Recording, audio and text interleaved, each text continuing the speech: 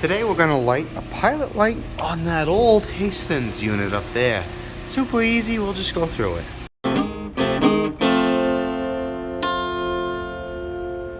Alright, so I just want to show you.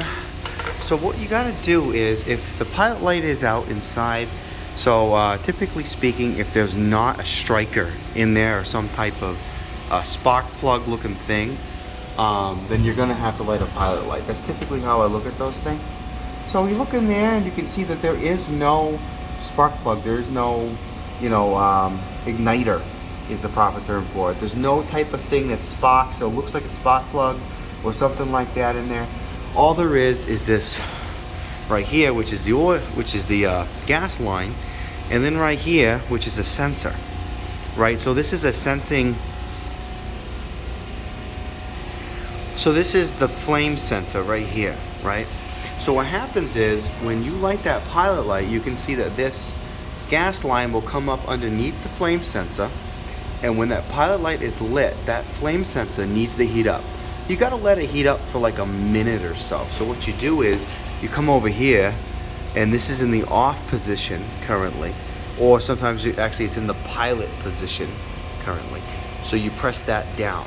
Now that that's down, we're gonna be able to light that pilot light, and we're gonna have to leave it. And as it lights, when this flame sensor realizes, hey, that flame is on, it will then allow us to turn this to the on position, and it will leave that pilot light on. And you'll see, I'll try my best to videotape it. We'll record it.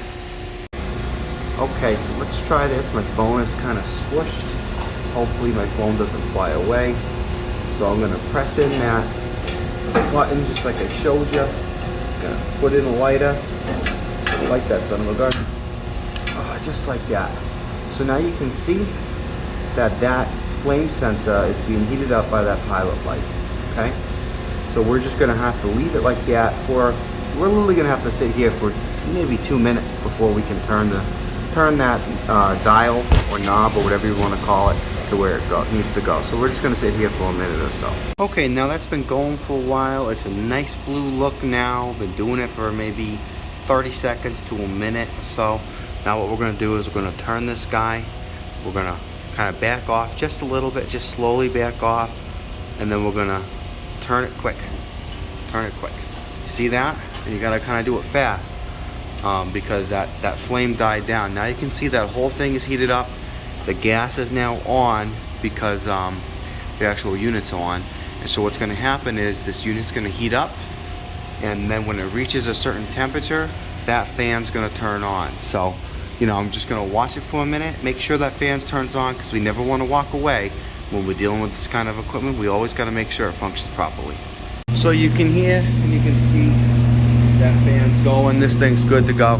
Now it should go without saying, but I thought I would mention it just in case. You always got to check the heat exchanger before you start it up.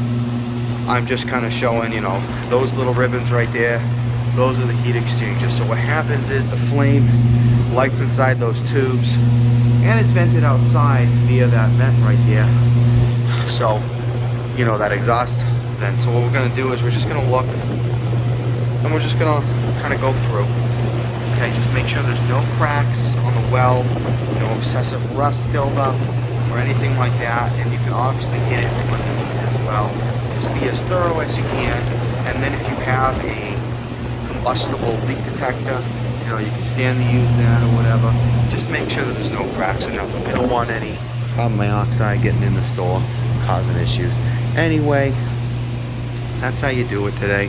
Figured I would just show that's how you start a pilot light on one of these old Hastings units. Yeah, please like, subscribe, and all that. Hopefully you learned a thing or two about a thing or two, and that's how you do it.